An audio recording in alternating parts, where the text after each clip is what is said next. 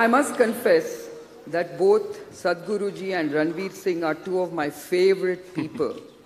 And I'm indeed truly grateful that they made their way to Imbue 2018. So I can't wait to get their conversation started. So over to both of you on this wonderful subject of sensing the future through many lenses. Thank you.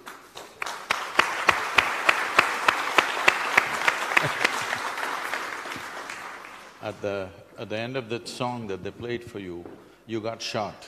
Yeah. Okay. Today it's going to be nice. यहाँ से तीर आएंगे. Good thing I stopped, no sir. Didn't go all the way till the end. They were like, इसको हटाओ यार. Let's see Sadhguruji do some dance moves.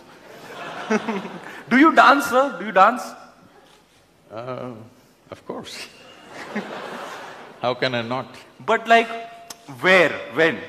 Like, do you like, you're at home, just put on some music, full volume, rock out to Khali Bali? Generally, I don't need any music, I simply dance. It's in your head, or there's no music in your head, you're just dancing. See,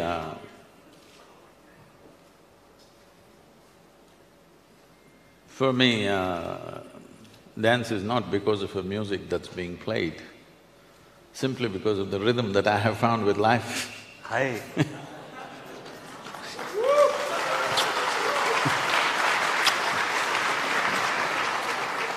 That's what I'm talking about. So I'm a huge fan, and I've become a bigger fan in the past month. I have two best friends, one's a photographer, one's a filmmaker, and they're massive fans of Sadhguruji. So when I told them, they were like, so jealous of you, this, that and the other. Come, let me show you some videos. So for the past month, a lot of my nights are spent watching hours of YouTube videos of Sadhguruji. And I'm watching it with them. And just like this, they keep gasping. So Sadhguruji is talking, and we're sitting in silence watching. And then they interject with these gasps and gushes like, ah, ah, ah. 33-year-old grown men, very macho guys. The range of your fans is amazing, sir. So coming to dance, I see it as a form of active meditation. You know, like in my experience, when I've been to a lot of raves. You know, I like psychedelic trance music. I think the 140 plus BPMs, it does something to me. When I dance for hours, 4 hours, 6 hours, 8 hours, non-stop, I feel euphoric. Does that resonate with you at all?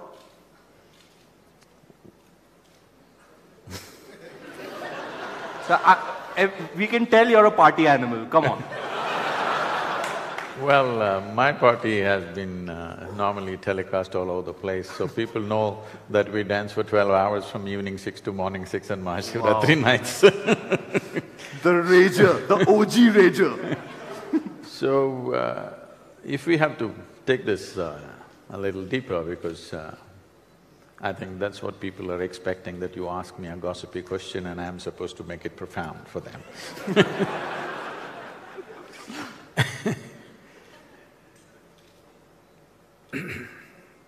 So it's like this, this nation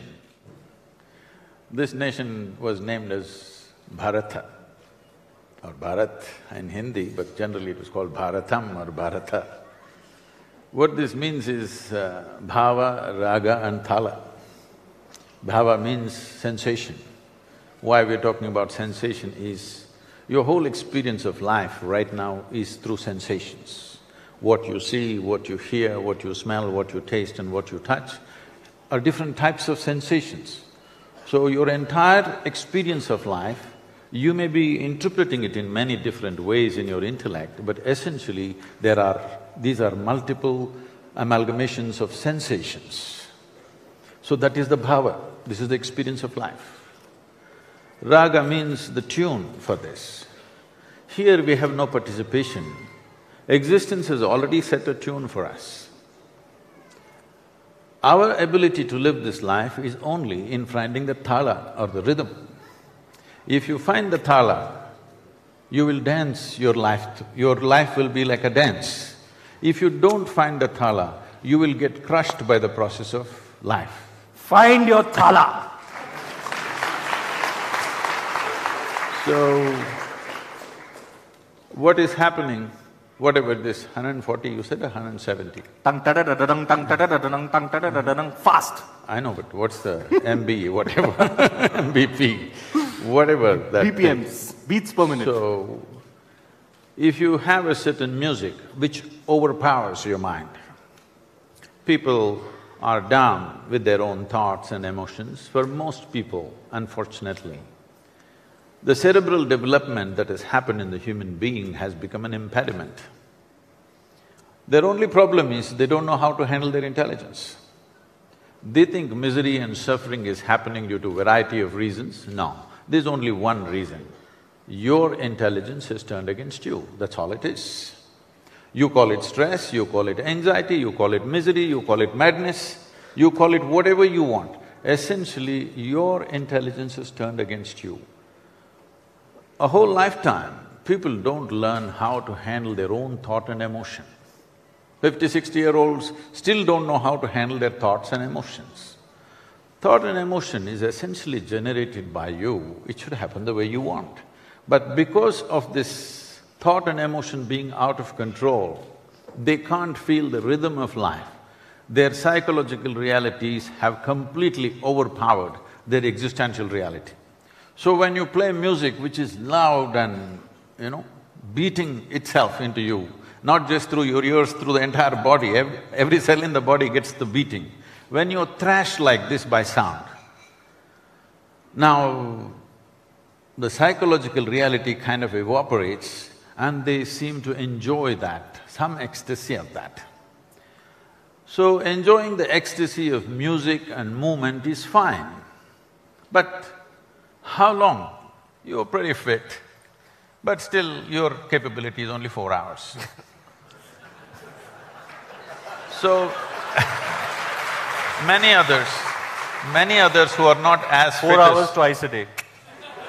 Many others who are not as fit as you, they won't last 4 minutes in dancing, that's a fact. So, when you finding the rhythm only happens for 4 minutes or 4 hours or whatever amount of time, that means you will never know the rhythm of life just by the nature of your existence. So one must know the ecstasy of existence, not ecstasy of action alone.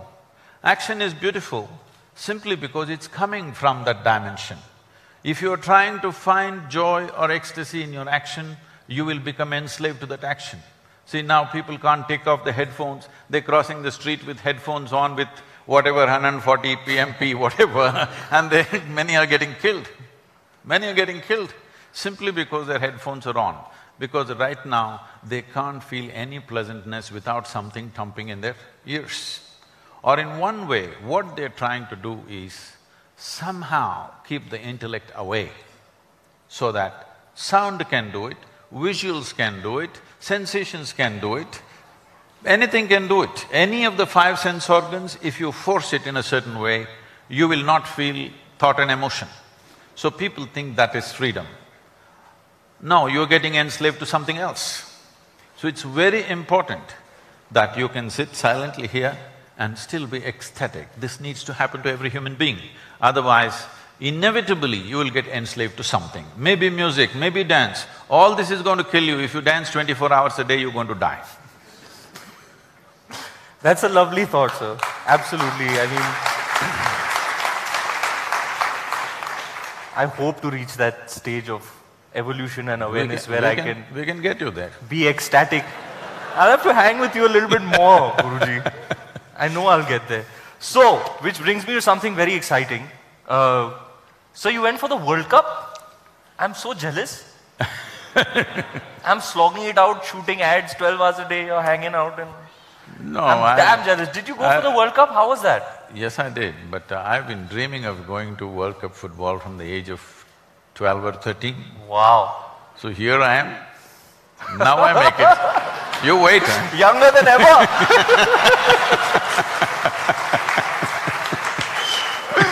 How was it, sir? Tell us how was your experience? To such a lifelong dream coming true. Witnessing the greatest spectacle in the world. Spectacle is, of course, fantastic in its own way, and we have to congratulate the organizing capabilities of of Russia.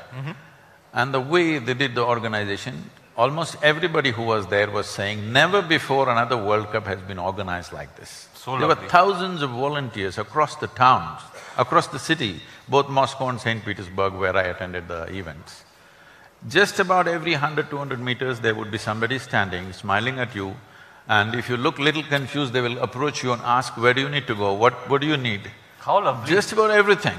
And they had… many of them had breakfast coupons and things like that. If somebody is looking around for food, they say, why don't you have it, free? The level of organization was so fantastic, and it was done so joyfully and wonderfully. I thought this is the way we should organize events. When we organize an event, it's not just about the event, the whole city needs to be organized in a beautiful way. We do like this in our events, but seeing a government-managed event to happen like this was really fantastic. Football, of course, I love the game. People kept on asking me, which team, Sadhguru, which team will you root for? I said, I root only for football. Lovely. Only disappointment was I wanted to see James Rodriguez play, but unfortunately Colombia got knocked out before I went there. James Rodriguez, that's an interesting choice. You like him as a player, sir? You like him as a player, that's an interesting choice. Oh, he's not found enough exposure, but when it comes to the game, he's not a player, he's almost like an artist on the ground. That's how it is. Agreed. I watch a lot of him too. So, really well, you were impressed with the organization of the World Cup. Very good. I mean, kuch to acha kiya Putin ne, eh? Sir, they should come and see how we do Ganpati Visarjan in Mumbai. It's epic. Epic! You should see our organization over there.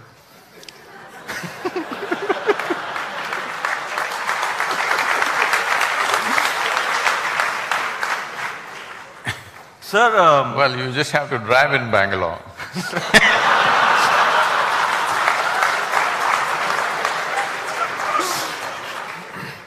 So sir, what about like you…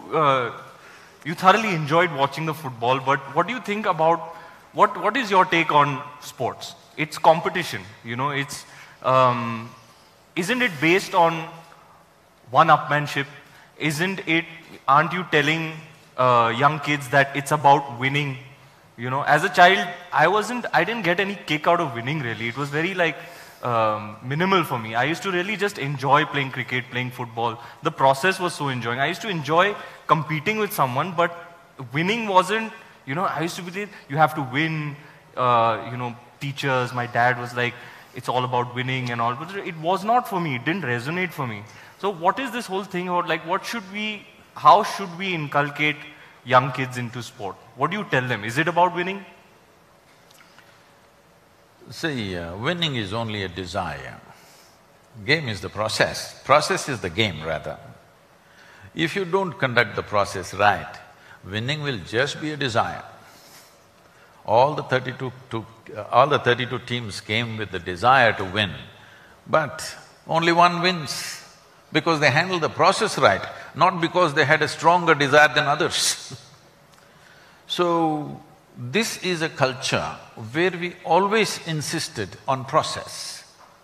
But today we have taken this from outside, we have become a goal-oriented society. That means our desire has become more important than the process. Only if you conduct the process right, the results will come. Right now there are flowers. If you want flowers in your garden, if you go and do flower meditation, flower will not come. If you want flowers in the garden, you need to handle soil, manure, water, sunlight. Soil doesn't look like a flower. A manure definitely doesn't smell like flower. Water doesn't feel like flower, nor does the sunlight do.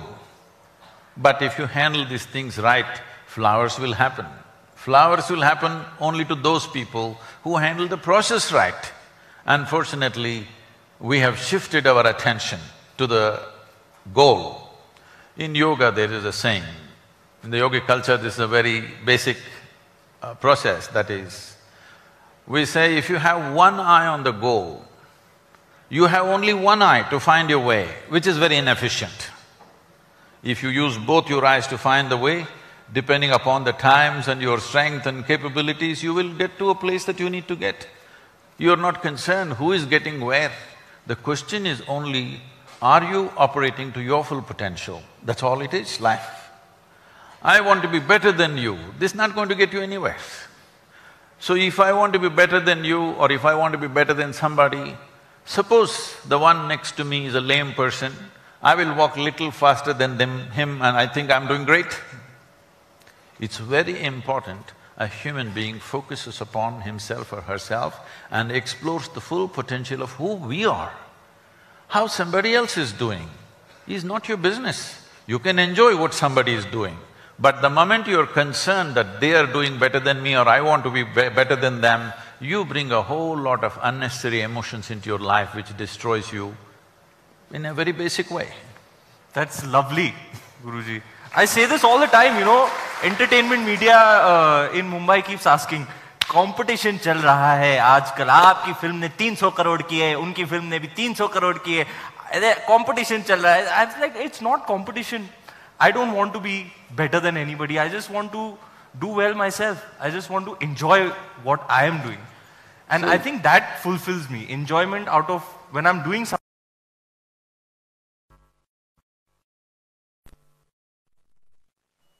If we do not do what we cannot do, that's not a problem. But if we do not do what we can do, we are a disaster. So, if when I'm doing something, I'm always looking at what you're doing, inevitably I will not do what I can do and I will become a disaster. It's very important that I am doing everything I can do absolutely, and if you're doing something different, I can look at you once in a way just for the joy of seeing somebody's success. But if you're concerned about how to be better than somebody, you cannot enjoy anybody's success, nor can you enjoy your own success.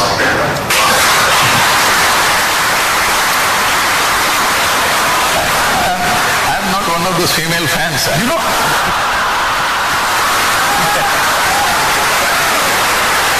Do it there. You know, Guruji, I feel everything you're saying. I don't want to be better than anyone. You change the direction, it'll be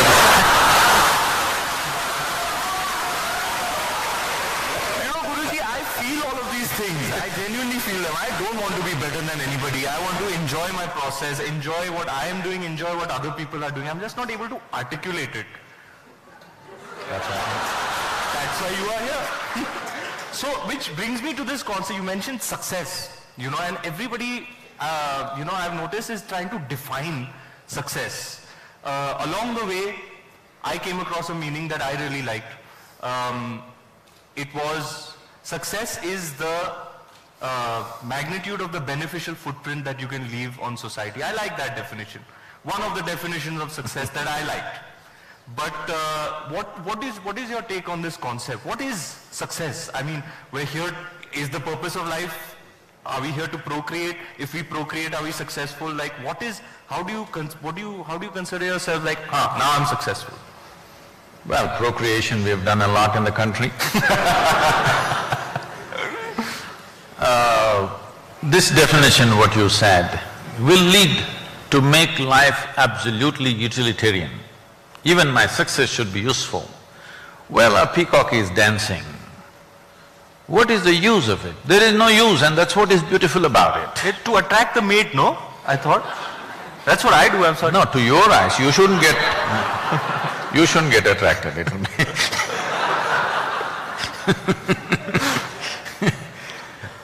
The thing is, everything that's beautiful in the world, what is the use of it? This is why people are asking this everlasting dumb question, what is the purpose of life? Sir, so yesterday, I put a tweet out saying, I'm meeting Sadhguruji tomorrow, what should I ask him? And 80% was, what is the purpose of life? What is the purpose of life? What is the purpose of life? I was like, guys, just come up with something else. Please. So, when you ask what is the purpose of life, essentially you are asking, what is the use of life? There is no use. Even if you are not born, everything would be fine, believe me. Actually, it would be better.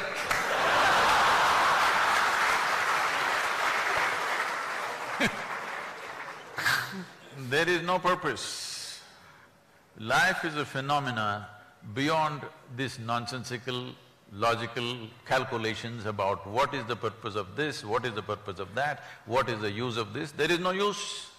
It is just that life is a bigger phenomena than your intellect. Your intellect is just a small part of this life. Unfortunately, you're thinking life is contained in your intellect. No, your intellect is contained in this life process. Just one aspect of it. It's just one dimension of intelligence. There are many other dimensions of intelligence. Today science is telling you what a bug knows you do not know. What a grasshopper knows you do not know, actually. Isn't it so? From Bangalore, from here in this Karnataka, there are dragonflies. You've seen the dragonflies. Every year they're traveling all the way to Africa, African East Coast, multiplying there and again coming back. Okay, without any kind of navigation equipment or anything, these tiny little insects, they're going all the way to Africa and coming back. Could you do it, I'm asking? Without any instruments?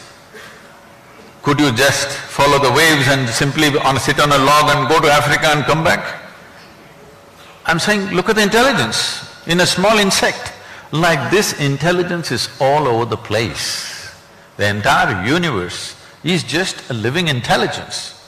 You have captured a little bit too.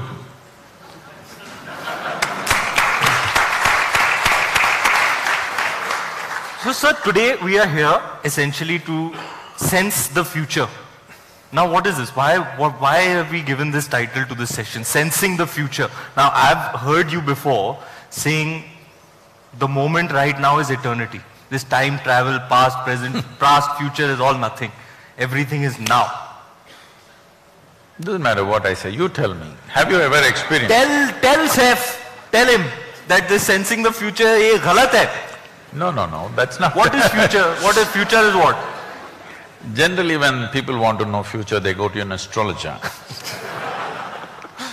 or they go to a match fixer.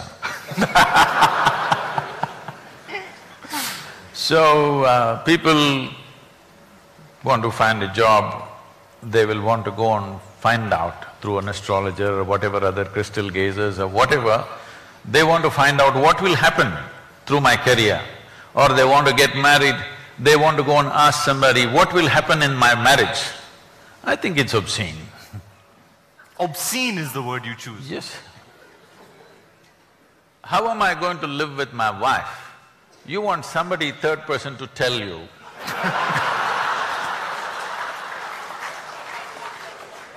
I think it is obscene. I'd have to agree. So, essentially you're a match fixer. No, I'm not saying matchmaking like that. It's a match fixer. So before you enter the game, you want to know the result. That's what it is. So I can tell you right now what will happen at the end of your life. We will be attending your funeral. That's what will happen. Yes, if you want to know the future, I will tell you right now. Hello? ले दे के तो यही होने वाला है भैया. So on the way what will happen, that's what you want to know. On the way to my grave, what will happen on the way? Believe me, if I tell you everything, moment to moment, what will happen in the next whatever number of years you're going to live, you will see in 3 days, you will get so desperate. Somehow you will want to disprove what is said and you may commit suicide just to prove me wrong. Because it'll become so frustrating that everything is written down, what you will do and what you will not do. It will become so frustrating, you will not want to live. So when you're in this state of mind, when I say in this state of mind, if I tell you what will happen tomorrow, most people will not be capable of participating in today. I'm made like this, even if I know exactly what will happen tomorrow, today everything that I do, I will do it as if my life depends on it, even though I know the result tomorrow. I think everybody should live like that, live in the now, like do what you're doing at that point. Most people, if they come to know what will happen tomorrow, they will not participate today. that means they won't live. So it is best that they do not know what is tomorrow. So can we change the topic to sensing right now? No, sensing tomorrow is not in that sense. Sensing tomorrow is so that we do the right things today. You have some picture of tomorrow so that you can do the right things today. That's important. If we don't foresee in some way, then we won't know how to do anything in our life. So sensing tomorrow is one thing, predicting tomorrow is another thing, having absolutes of tomorrow is a total foolishness. Or it's mystic. Sir, you know, I feel technology constantly evolving, and I have a feeling like mobile phones have really changed the way we are. You know, it's having a huge bearing on pretty much everything. It's permeating everything. Social media, mobile phones, this kind of technology, like sometimes I wonder, were human beings ever meant to communicate like this? Like I could be hanging in a jungle in Africa talking to somebody who's at the North Pole, you know, that kind of communicate. I could be FaceTiming with them now, I can actually see their face, you know. So this Instead kind of being with a chimpanzee, you're being with an Eskimo. Wrong. So you went to Africa to be with a chimpanzee, not with an Eskimo. But I'm saying I still have that capability thanks to technology. And with that now comes along social media. It's really changing things, you know. And as like people who are, kids who are 18, 19 now are much more into it. They know how to use these things much better. Like I still was born when there were landlines, you know, so FaceTime is still a trip for me. So what is your take on you know, mobile phone technology and social media? What is it doing? How is it the new evolution? Like this is what human beings were and now we have a cell phone and that is the extension of us now. See, every machine we have created is just about this, extending our faculties in some way. We have visual capabilities, so we have a telescope and a microscope. We can speak, so we have a microphone and a telephone. Like this, every technology is just an extension of our existing faculties. Now, if I speak through a landline, it was okay, but now I have a mobile phone which is far more comfortable. Now that is not okay? No, it's perfectly okay. I know what landlines meant. I'm talking about 35, 36 years ago when I was driving all over the country, building Isha Foundation, village to village, town to town, always on the road. So I have telephone days. I don't know whether you have seen those things, maybe you should have seen. The blue boxes, you know, those telephone booths, local, STD, ISD, those blue boxes, horrible tin boxes. So on the highway I will find one blue box, it's my day to call. So I never had a telephone book, very easily I remembered 800 to 900 numbers and names. So I go, first as soon as I go, I will pull out 5,000 rupees and give it to that guy. He won't understand why. I said, just keep it. There's a down payment for you. Because normally a call costs you 5 rupees, 10 rupees, 15 rupees like this. I give him 5,000 rupees, he doesn't know what's coming. Now I go into the booth, this black, horrible smelling phone. Some of them had it serviced with some perfume, rest were… everybody's bad breath was there in it. Then I call and call and call 4, 5, 6 hours, I make all the calls I need to make for the month. And then other people who want to make phone calls, some local calls, something, they all come there, they're gesticulating at me that I'm not coming out. But that guy takes care of them because I already paid him 5,000 bucks. So I would finish all my calls and get into my car and drive on. Today, if I just tell somebody's name, my phone calls, yeah, it's a done thing. I'm hugely appreciating the technology. Some people are complaining, but they're complaining not about the technology.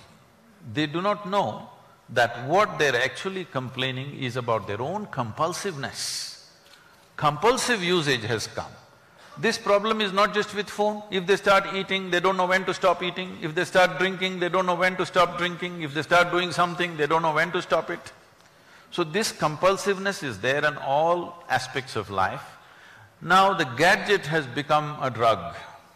It keeps people engaged, but it's also keeping a lot of people out of drink. At least there's something good about it. So compulsiveness is not what we need to handle. Technology is a tremendous enabler. Nobody should ever complain about it, otherwise we must put you in that blue box with a black phone. You will understand, even my finger used to hurt a lot at the end of the phone calls. Guruji, I keep wondering, what is it that prompts you to travel, share your knowledge, share your wisdom with others? Why wouldn't you like say, "Ye sab moh maya hai," give it all up, go to the mountains and meditate? I fantasize about doing that. I'm like, one day I'm gonna leave all of this. I'm gonna go sit on top of a mountain and meditate. See, you would… anybody for that matter, would want to drop this and do something else. Why? Because in some way they're finding this burdensome, isn't it? I don't have to go on a mountain top to meditate. I'm meditative every moment of my life. You just check my pulse rate and see. You always bowling in the wrong direction. You are saying such chumma things. You watched Padmavatna last night. So you check my pulse rate, you will see I'm always meditative. So I don't have to go somewhere to meditate. This is what I was saying when the previous "What's the purpose of life" came. See, if you fix a purpose of life, you will do what you think is right. If you don't fix any purpose to life, you will do whatever is needed, and that's what is most important today. That we do what is needed, not what we fancy. I don't know what is it that I need to do. How will I know? See… Can I be honest with you and tell you that I find a truth, I feel a compulsion to entertain people. Does that make any sense to you? Yes, so many people cannot even smile or laugh unless they sit in a cinema. They can't do it with their neighbors, they can't do it with their family. The best place for them is a cinema hall. They can laugh because it's a dark place. So you're doing a good job, I heard.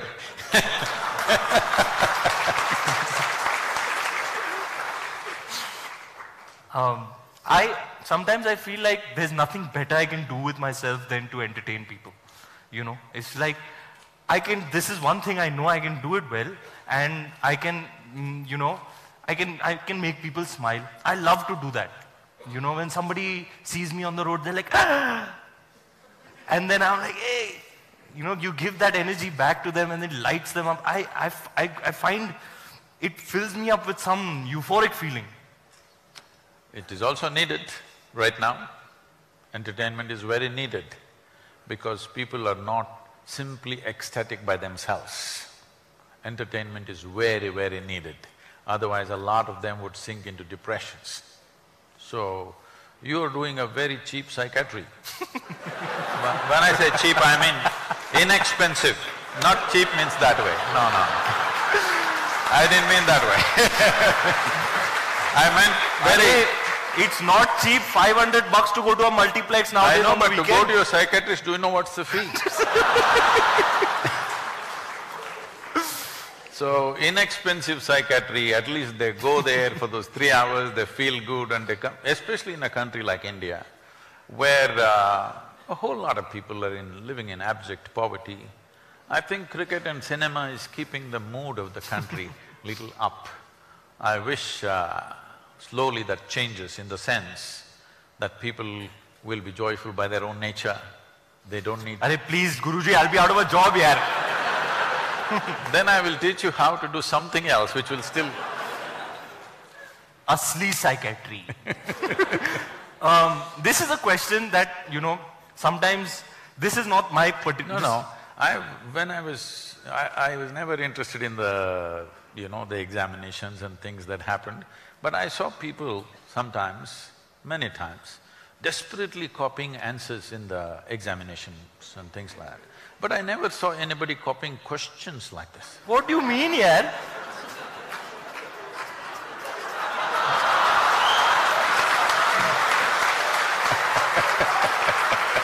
Guruji, this is not fair, huh? So diligently I've done my homework and all, I've come with sheets and all. So this was just so you know, I've not followed any of this. I just made my point so I don't miss any. There's some stuff I really want to ask you. This is an introduction. That's what they did when they were, ye bolna. That's what they did when they were caught copying. They said, no sir, I didn't…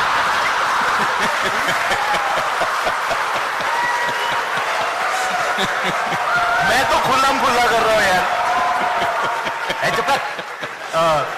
This I to put it out on Twitter, sir. Where I'm khullam khulla, I'm khulla sand. So I really, this is not my time of the day. It's really early in the morning. This is my time to be plugged into the matrix, to be in the rat race, achieve, acquire. And then something happens to me after midnight when the day is over. I become really relaxed.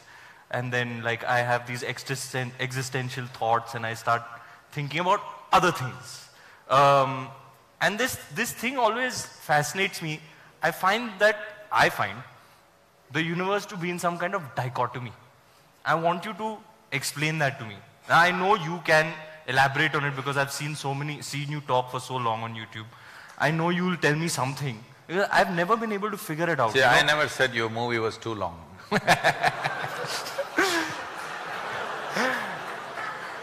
Sir, you'll have to take it up with Mr. Bansali. मैंने तो कहा था. No.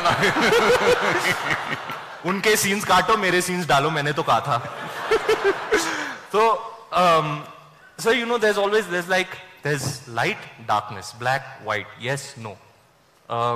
Life, death. I always find the universe to be in some kind of dichotomy, Is that the sense in which but you're talking about? But is it like, do you find that too? No, I want to understand in what sense are you calling it as a dichotomy? Like, whatever, like when I have these thoughts, I'm like, there's always two things at play, in every aspect of life, big, small, there's always an opposite. Can you elaborate on that? I need a few minutes. Yeah. भारी सवाल पूछा है भाई ने.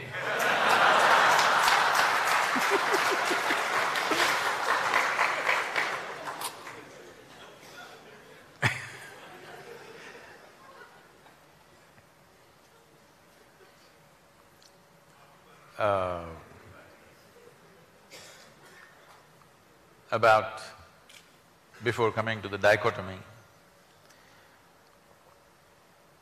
the very way you're characterizing yourself and the question that you're asking itself is a dichotomy. People always thought Charlie Chaplin was very funny. But if you listen to his private talks and things like that, there was a deep sense of agony in him. He was especially sensitive to the agonies of life. Yes. What an artist. But when you see him on the screen, he just made it just so ridiculously funny, hilarious all the time. Everything, every step, every act, not just some act, just every step and every act is hilarious. If you sit watching a Charlie Chaplin movie, you don't laugh at a particular thing, you just laugh at everything. So because there was such a deep agony, he decided, instead of sharing this agony with people, he decided at least he'll make them laugh, and because somewhere he understands this agony could exist in a whole lot of people, in different measure, of course. So when we say dichotomy, we're talking about contradictions. You said light and darkness, let's take that because that's a very basic day and night, light and darkness. There are many ways to look at this. One fundamental way is like this. There is light right now. You know there is light right now only because you have seen darkness. Suppose, let us say, 24 hours of the day, everything from your childhood, everything was lit, you would not know what is light. So you know light only because in some way you have tasted darkness. You know what is white only because you've seen the black. You know what is a man only because you've seen a woman. You know what's a day only because you've seen a night. So, what seems to be contradictory on the logical level of your mind, in terms of making of life, they're complementary to each other. They're working with each other but pretending to be opposite to each other. This is why in this culture, everywhere in the world, not just here, in one way or the other they figured this and they made it in so many ways. They called it yin and yang, here we called it Shiva Shakti. And if you see the images of Shiva, one half of him is man, another half of him is woman, physically. Because what is being depicted here is, this is the nature of physical existence. As long as your experience of life is limited to physical. When I say physical, right now everything that you can see has to be physical, isn't it so? Can you see something that's not physical? Can you hear something that's not physical? Can you smell, taste or touch that which is not physical? Or in other words, your entire experience of life is physical, even your thought and emotion is physical. We can measure it today. We can measure your thought and emotion, that means it's physical. So your whole experience of life is limited to the physical dimension of the existence. And the very nature of physicality can only happen with this. Even if you take the basic electric charges, there is a positive and a negative. Without that, it will not work. If you take an atom, there are positives and negatives. So the very construction of physical nature is between two opposites or two complementary dimensions of life. So when you live here, if you live here with the necessary perception, in a very brief amount of time, one can realize this contradiction or this complementary nature of these two things can go on playing endlessly upon you without taking you anywhere. When you realize that the physical will not get you anywhere, that is when you turn spiritual. It does not mean you rejected the physical. You're still living in the body, you're still living in this world. It is physical, but this is the longing of every human being. It's not just some spiritual person. Every human being is trying to touch something beyond what they are right now. If you know money, you're just thinking more money. If you know power, you're thinking more power. If you know pleasure, you're thinking more pleasure. If you know love, more love. If you know knowledge, more knowledge. Whatever it is, you're always trying to touch something more. If it finds this longing to become something more, if it finds a very basic physical expression, we call this sexuality. All you're trying to do is be something more than what you are. Something that's not you, you're trying to make it a part of yourself. If it finds an emotional expression, we call this love. Once again, emotionally you're trying to make something that is not you as a part of yourself. If it finds a mental expression, it gets labeled as greed, ambition, conquest, or simply shopping. Something that's not you, you're trying to make it yourself. But if it finds a conscious expression, then we call it yoga. Yoga means union. Yoga doesn't mean twisting and turning. Yoga means union. Why do you have to know union? Because that's the nature of the existence. On the surface, it seems contradictory. If you go deep enough, suddenly it is not contradictory. There is a union. What is it that separates you from the rest? Right now, all of you can do this experiment, you also. Take your right hand and touch your left hand. Is that you? I mean… Is that you? It's a part of me. It's not you? It's me. It's you. Touch this seat on which you're sitting. Is that you? Now I'll go very deep, huh, Guruji? I can also do. Go… go as deep as you are. It's not you, obviously. No, yaar, it is me, yaar. Everything is me.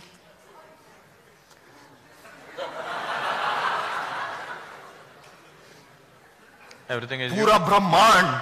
Hmm? Huh? You know, I believe…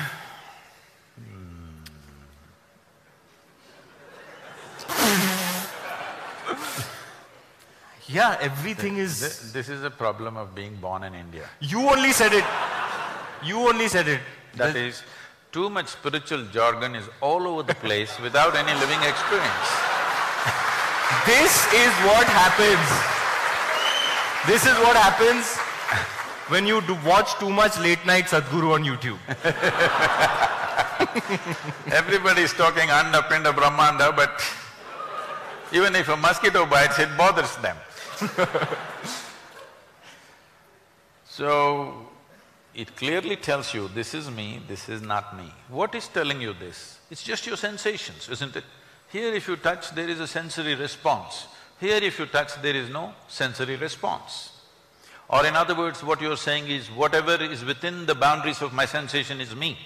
Whatever is outside the boundaries of my sensation is not me. Isn't it so? Isn't it so? There's water in this, nothing else, okay? Because this happened, I had to go for one match, I had to go to Petersburg and come back to Moscow for another match. So at the airport, we had these days they don't give me plastic bottles of water, they always have glass bottles of water. There's a glass bottle and that has the same shape as usually how the vodka bottles are made, you know. And this bottle came in the screening in the airport and the lady said, you can't take it. So the person who was with me pulled out the bottle and said, Sadhguru, would you like to drink? I took it up and I started drinking. I drank half the bottle. That lady's face just went pale. She started telling the other secretary, he's just drinking, he's drinking. Then this person is trying to explain to her, no, it's water, but she doesn't understand a word of English. She's just started almost getting hysterical, he's drinking half a bottle of vodka right here.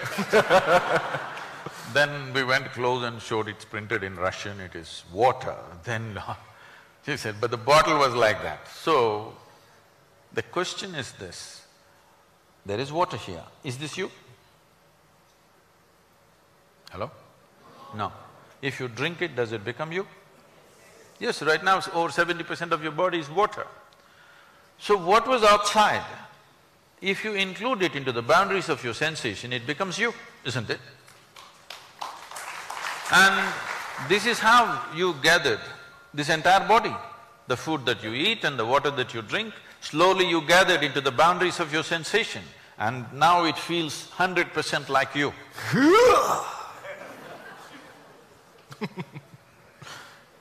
I'm gathering a lot of protein these days. So, what is not you becomes you every day. Every day it's happening to you. What yoga means is, you make your life energy so exuberant that your sensory body expands. You heard a phantom leg, somebody lost a leg, though their physical leg is gone, they still have all the sensory leg in place. Because sensory body has a presence of its own. If you become very exuberant within yourself, you will see your sensory body will spread. Suppose your sensory body became as large as this hall, you would experience all these people just as you experience your hands and fingers. If your sensory body became as large as this universe, you experience the entire universe as a part of yourself. That is when somebody calls you that you are a yogi, that means you have experienced the union. Now, if for one moment, if you experienced all these people, really like how you experience your body, you experienced all these people for just one moment. After that, do I have to teach you morality? Thou shalt not kill, thou shalt not steal, thou shalt not harm. Do you have to teach them various kinds of morality? What is a part of you? You have no issue with it of any kind, isn't it? This is what essentially spiritual process means. That is, you transcended the limitations of your physical existence. Spirituality does not mean looking up or looking down. Spiritual process means you understood the limitations of physical and extended your experience to something beyond your physical nature.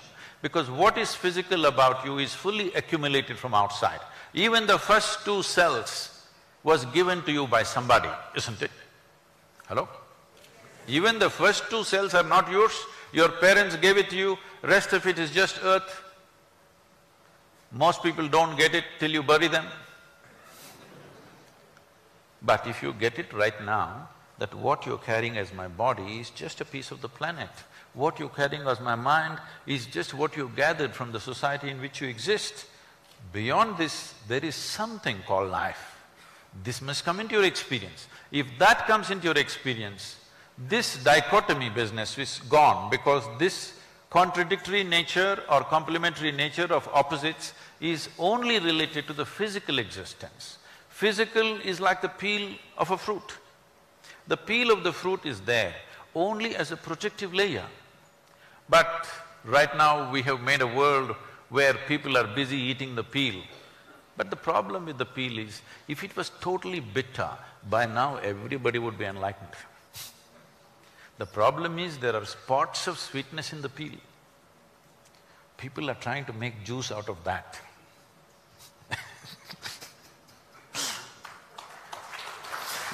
I want to look within. What do I need to do, Guruji? I want to, if I were to say this, make this statement, I want to be at one, at peace with myself. What do you suggest I do? See, peace is a very poor aspiration. No. Why I'm saying this is no, this is not to just negate you. Unfortunately, even so-called spiritual leaders are going about saying the ultimate goal of life is to be peaceful. I'm asking all of you a simple question. Every one of you know the answers. It's just that somehow you determine not to use it in your life. It's not that you do not know. Tell me, can you enjoy your lunch? Even if you're not ecstatic, at least you must be peaceful to enjoy your lunch, isn't it so? Hello? A handful of people who live around you, work with you, can you enjoy their presence? Even if you're not blissful, at least you must be peaceful, isn't it? Just to enjoy your walk on the street, you must at least be peaceful, is it so? So I'm asking, is peace a fundamental requirement in your life, or is it the ultimate goal of your life? Fundamental requirement. So why is somebody making it as the last thing that'll happen in your life? It must be the first thing that happens to you, isn't it? So, do not ever hold peace as a ultimate aspiration, because peace is a basic requirement. Every creature, if their stomach is full, they sit peacefully, except human beings. Yes or no? You have a dog at home, feed him well, he sits there peacefully, isn't it? What is the human problem? The human problem is just this, they are not able to handle their own intelligence, that's all their problem is. This happened unfortunately about 2.5 months ago.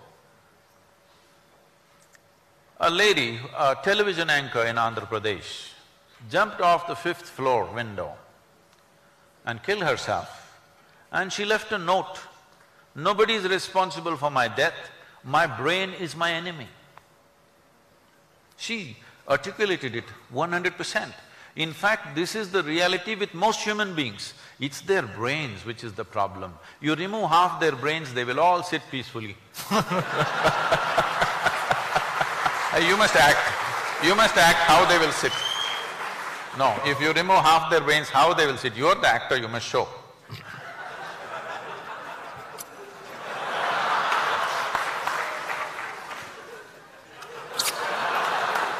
So then, sir, if peace is the basic requirement, what's a better way of being? Ecstasy? Ecstatic?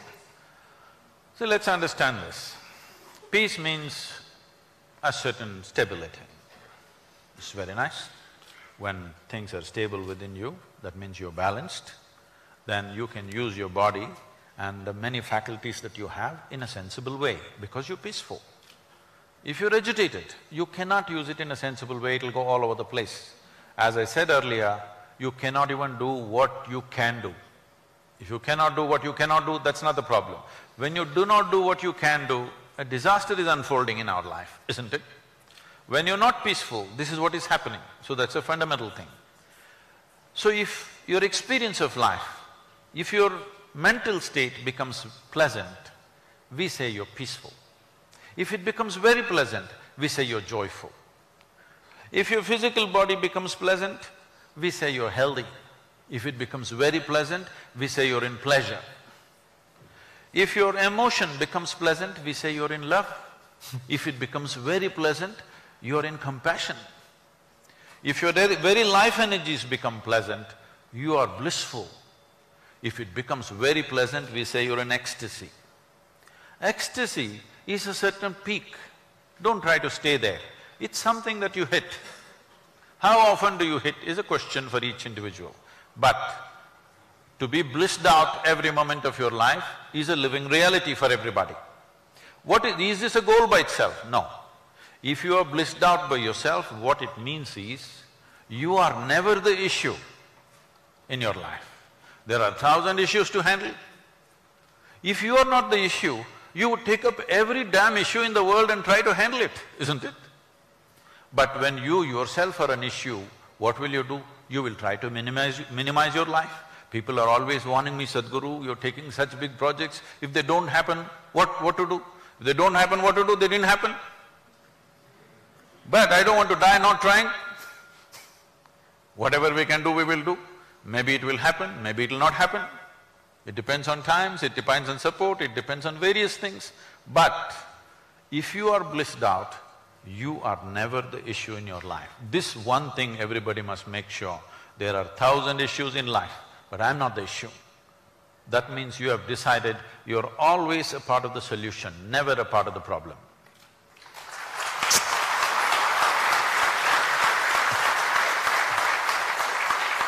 You got it right. I have a feeling you and I can hang a lot.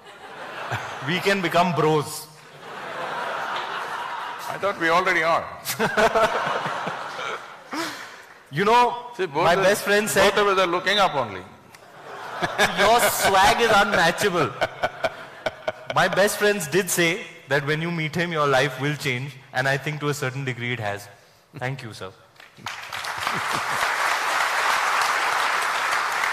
And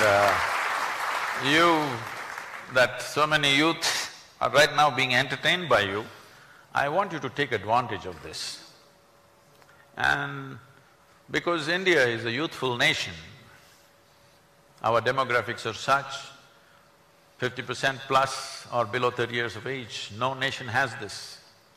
So this demographic advantage will become an advantage only if we create an inspired, balanced, very clear-minded youth in the country. Otherwise, we will be the biggest mess on the planet. So, I want you to use your popularity and the following of youth that you have to bring this to them. I'm thinking of dedicating a certain amount of time for India's youth. I would like you to be in some way part of that and make it happen. I'd love to. Thank you. Thank you.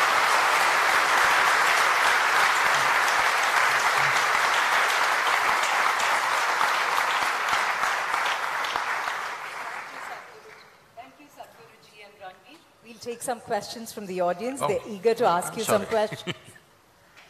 So Fire! We have these questions appearing through the app Pigeonhole. Can I have the questions, please?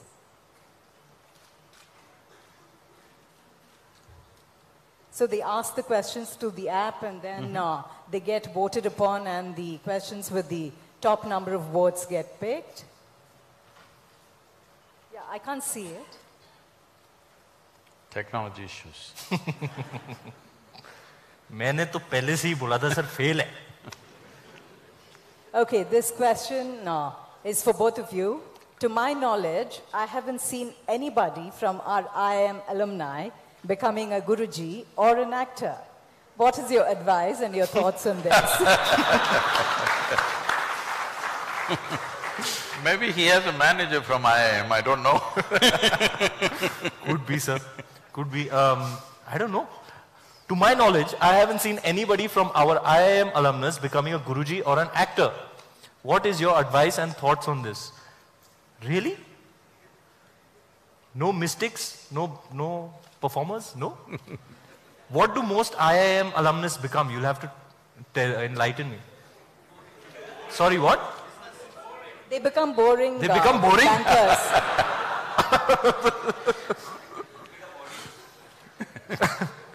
I see jubilant faces, yaar. Jubilant. So, I think our education system, not just at IIM, right from kindergarten, is life-taking process.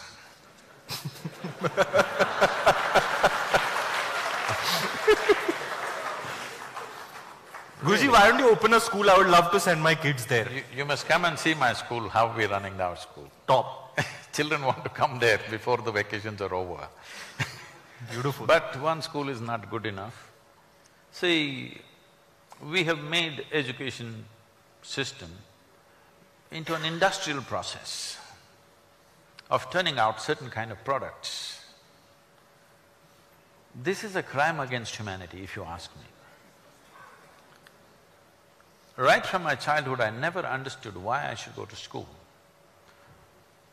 So every day when I'm either cycling to school or walking to school, these questions came up to me, and most of the time I did not reach the school because existential questions engaged me. So, when they missed me for too long, you know what happens. All that drama happened, then again I went back for some time and like that. I love that story, sir, sitting and staring. I love that story. So, about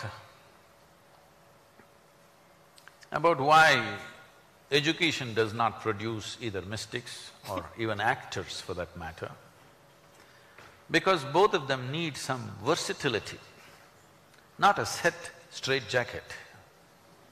In a straitjacket, nobody ever became a mystic. In a straitjacket, maybe in India, certain type of actors you can become. You can do the same thing in every movie and still you're an actor.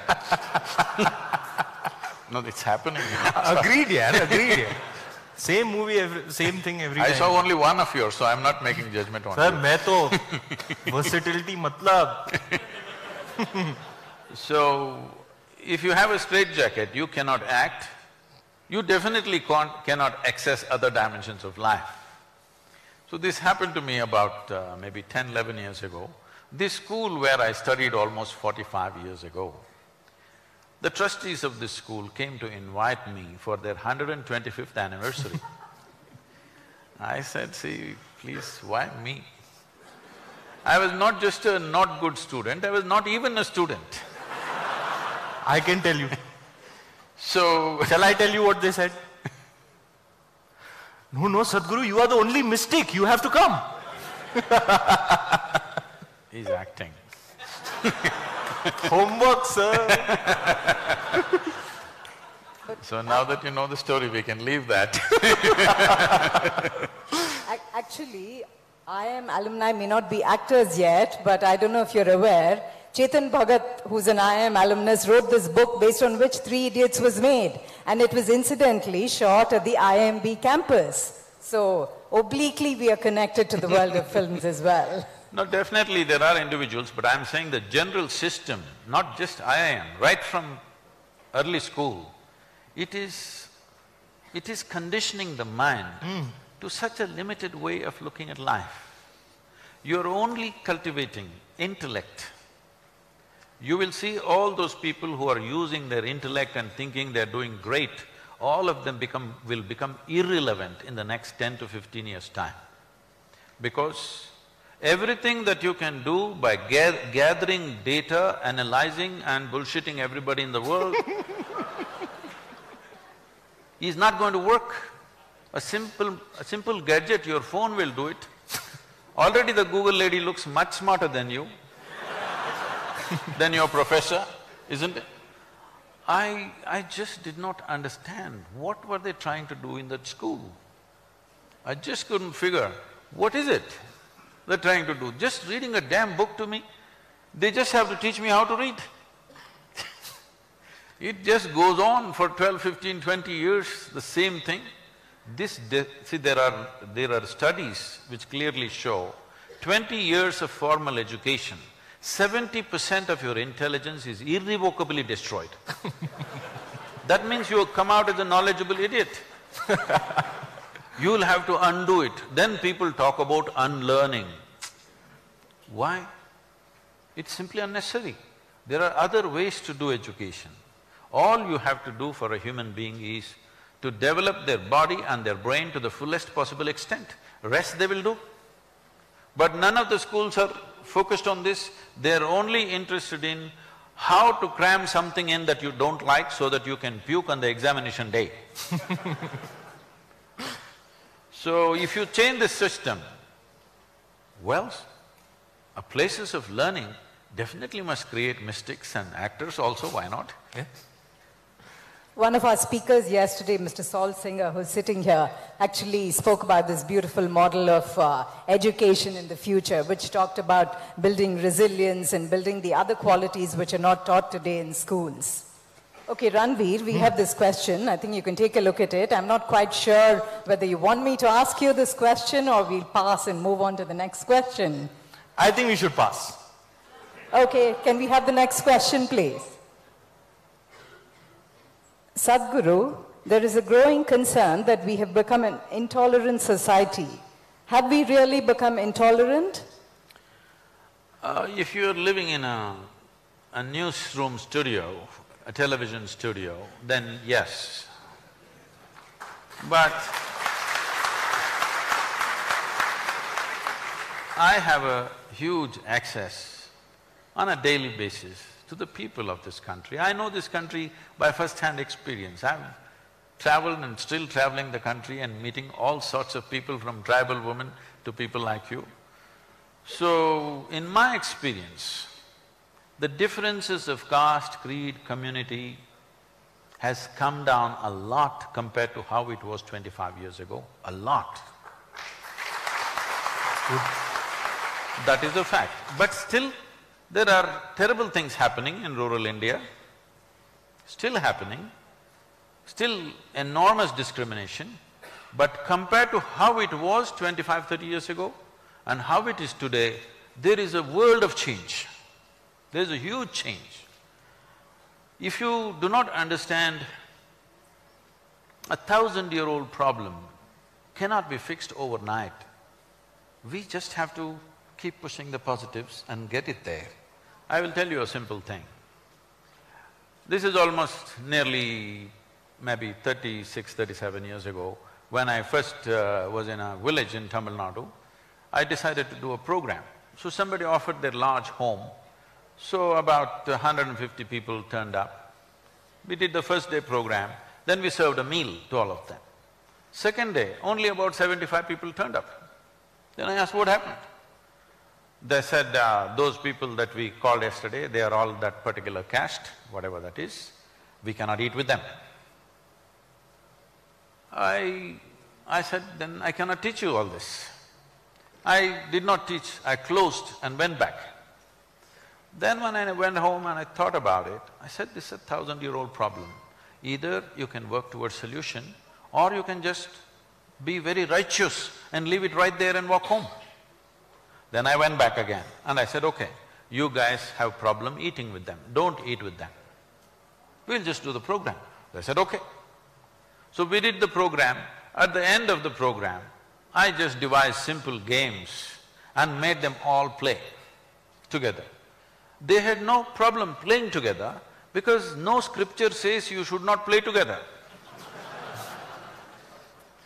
So they all played together. That became the Gramotsav movement right now. Over 10 to 15,000 people participate in the finals of the game, where people gather in huge numbers in Tamil Nadu. Over 700 teams from across Tamil Nadu participate in this, men, women, children, all kinds of people participating in these games.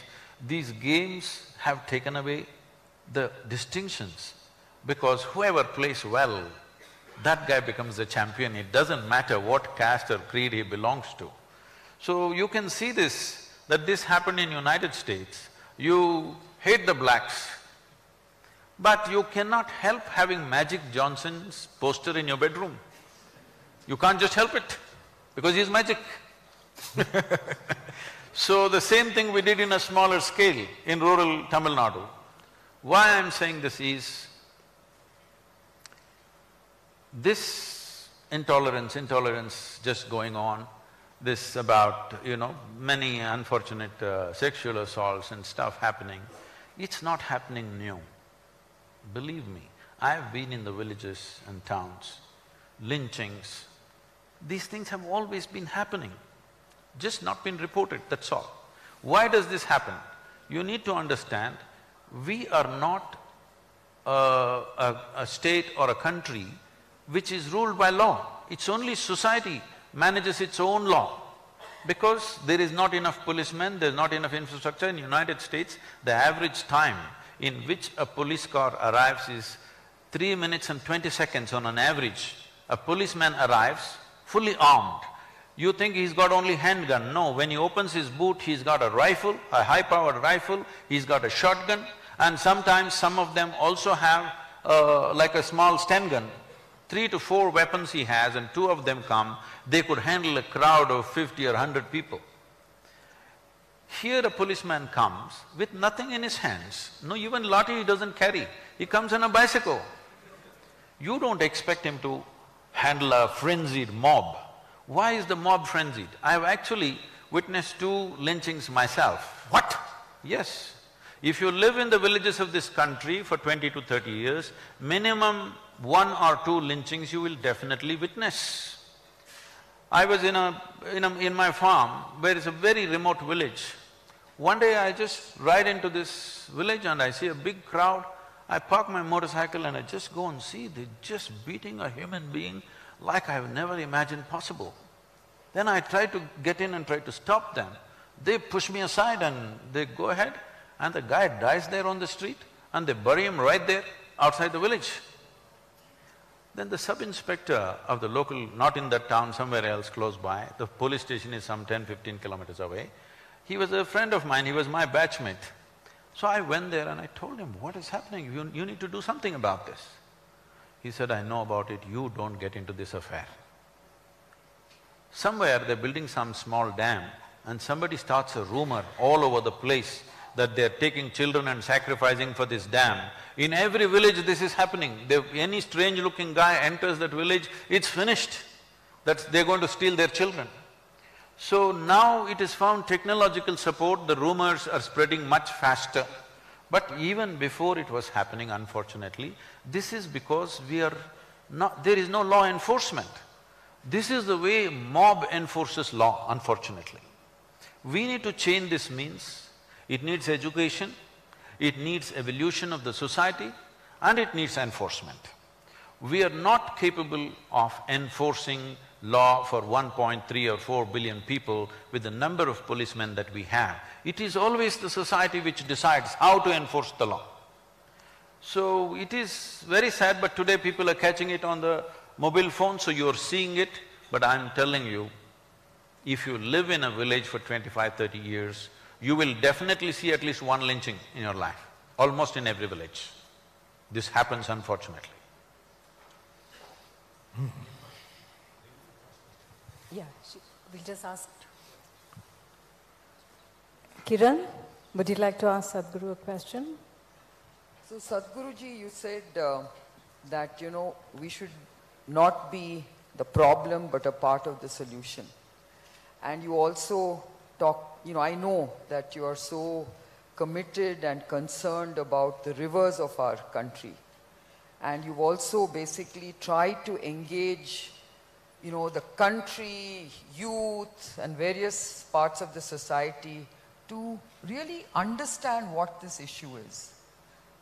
How successful have you been up to now in getting people to understand why they need to be part of this solution?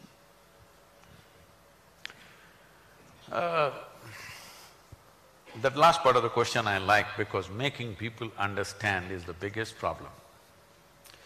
As you know, that you were also part of that rally, when I started speaking about rivers, you won't believe, at least 20 to 25% of the media across the country went on reporting that Sadhguru wants river linking to happen. I went on saying, this is not about river linking, this is about river revitalization. Ah, yes, yes, river linking.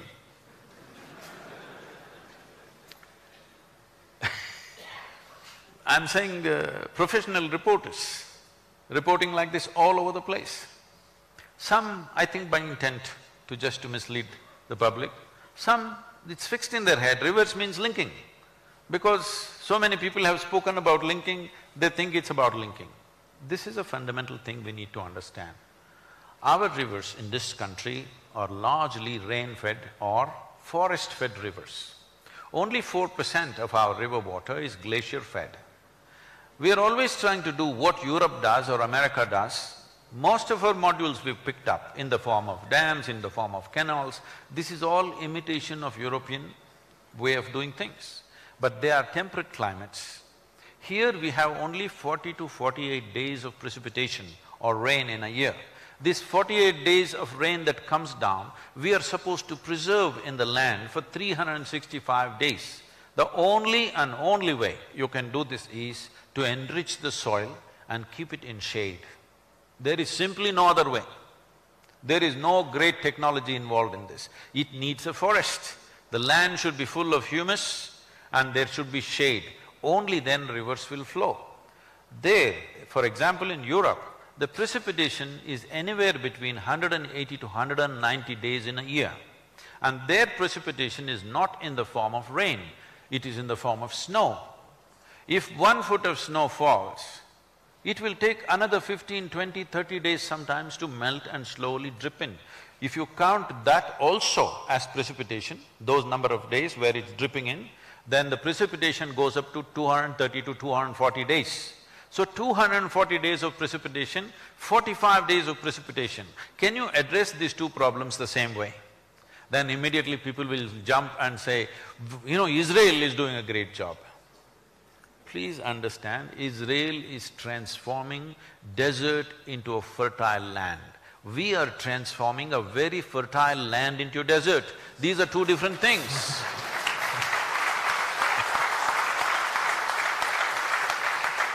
So, have we managed to make the whole nation understand?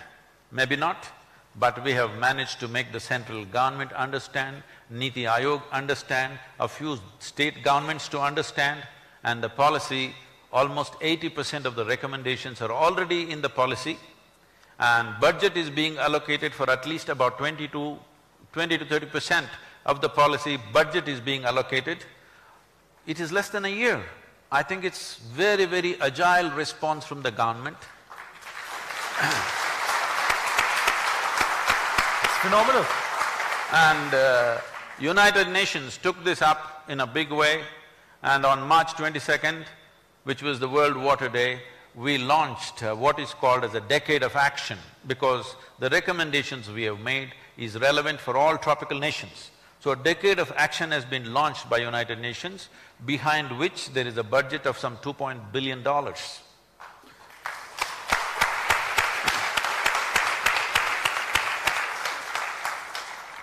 So where people should understand, they have understood, rest of the population also should understand, it's very important. But this rally for rivers, all of you should understand, was driven mainly to make policy changes. First thing they will ask is, okay, where shall we plant trees? I said, no, you don't plant trees. What should we do? What should you do? There are three things you should do. You must give a missed call, you must make your friend give a missed call and make his friend give a missed call, and that's all you do. Missed call, will it bring up a river? No, this is a democratic society. Here, unless there are numbers, nothing will change. You need numbers. And because we got 162 million people supporting the Rally for Rivers, which is the largest movement ever on the planet. Because of that overwhelming support from all the people in the country, we gave the policy document to the Prime Minister at 6:15 or 6:20 in the evening. Next day morning by about 11 o'clock, we get a call from the PMO saying, Prime Minister has formed a special cell and they want a soft copy of the policy. I thought, that's fantastic. That's never happened in this country before.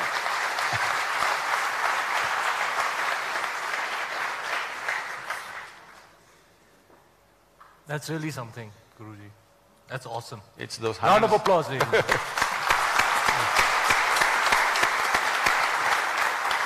I will also give missed calls. No, that time is over, missed call now. Missed call business is over. Now I told you, you must stand up for the youth of the country. Ranveer, here's a question for you. How do you manage to pull off that bundle of energy, all that bundle of energy? I don't know. I don't know. Everybody asks me this, Guruji, how are you so energetic? And I really don't have an answer. I think I'm really excited about life, you know. I'm really like enthusiastic. I want to do many things, have many experiences. I have a zeal for life, a lust for life. I love it. I love people.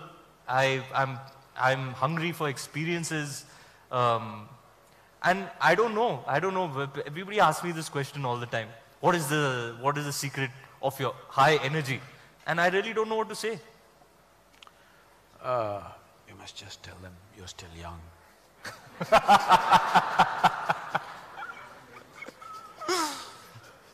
I'm still young.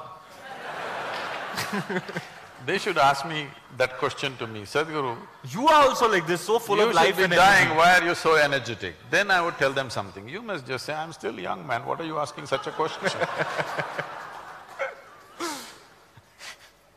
Please. How do you, sometimes I feel like, I hope I can keep it up, you know. I hope I don't get jaded with everything that I see around me. Sometimes I get very disturbed. I watch the news and I get really like, it really gets me down. Do you watch the news? Always. I get depressed sometimes. A lot of people think the ostrich trick will work. Ostrich trick does not work with life. If you're living in a protected atmosphere, it may work for some time. Hiding from the realities of life is not an answer. So, do I get to watch the news every day? Maybe not, but I keep abreast of news some way. But about your concern about will I be able to keep this up? Well, it's very much possible for every human being if they just do a few things right with how they sit, how they stand, how they breathe, how they eat. If they just take care of a few things, a simple process, every human being is capable living in a very energetic way throughout their life. Most of them are sitting wrong, standing wrong, breathing wrong, eating wrong, and they're wondering why it's not working. It doesn't work like that. In this life, in this planet, unless you do the right things won't happen to you. So many other things I wanted to address. This session needs a fitting finale. Yeah. So we have a request from the audience. Can we see Ranveer and Sadhguruji dancing together on stage?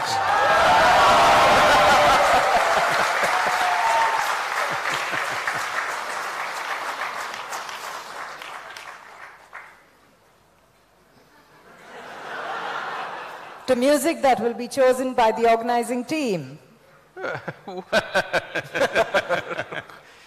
No, they didn't come to see me dancing. This is somebody who is not here.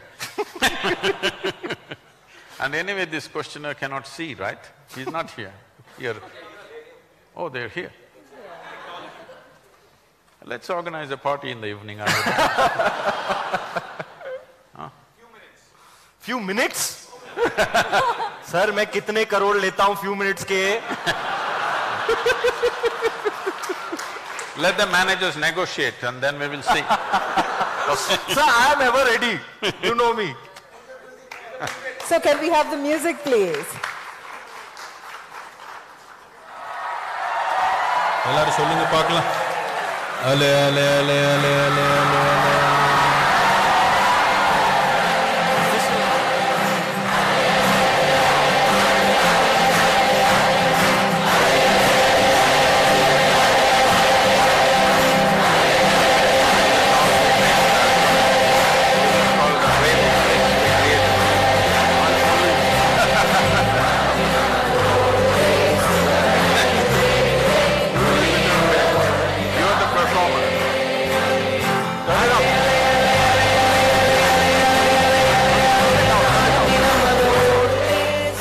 Condition. I mean, you're getting Guruji to dance, which means everybody in here has to get up and do the same step. Come on.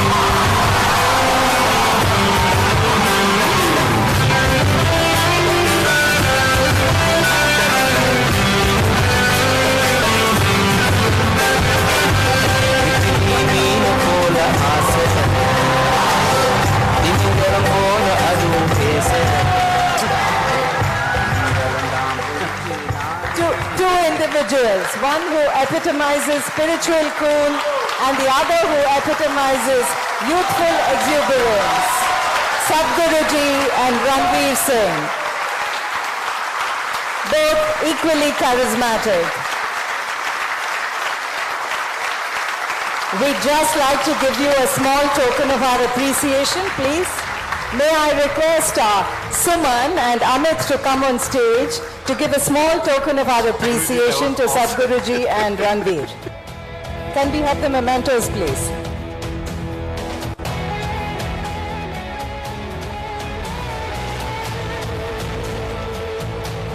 Sadhguruji.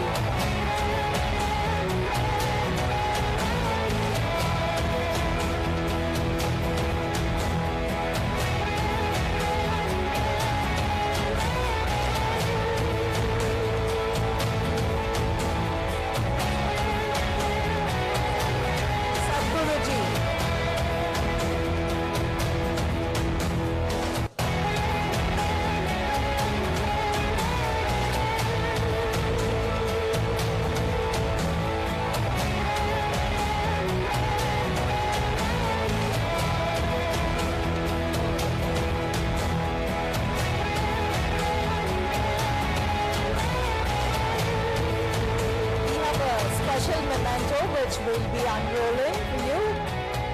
Sadhguruji, a special memento prepared just for you.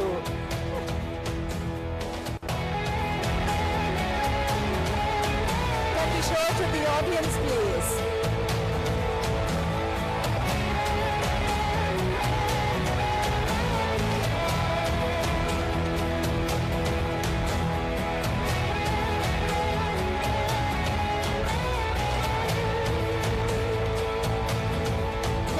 Small token for Ranveer now. Amit will be presenting a small token of our appreciation to Ranveer Singh.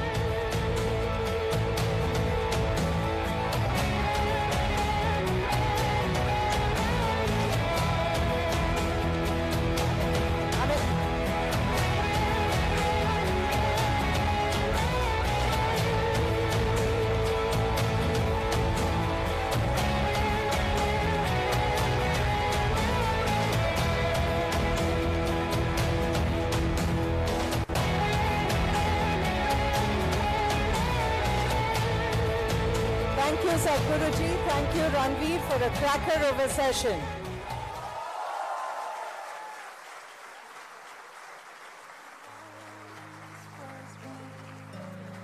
Layer and layer, you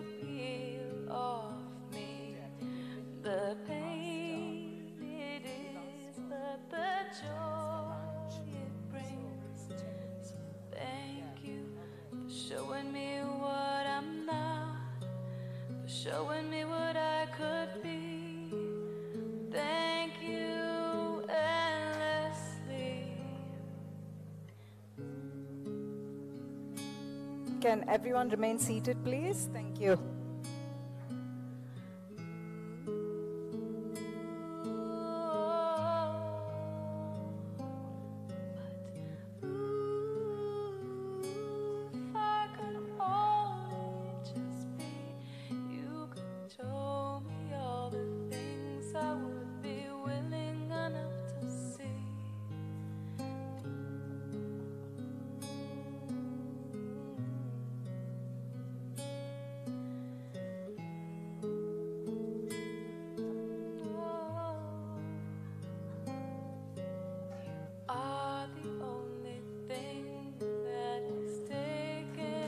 Thank you once again, and thank you all for being a very appreciative and engaged audience.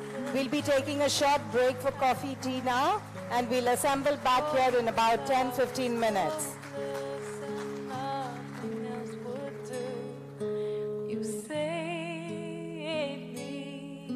We'll be taking a short break now for about 10-15 minutes for coffee and tea. Please come back here in about 15 minutes for the next session. Shedding those tears.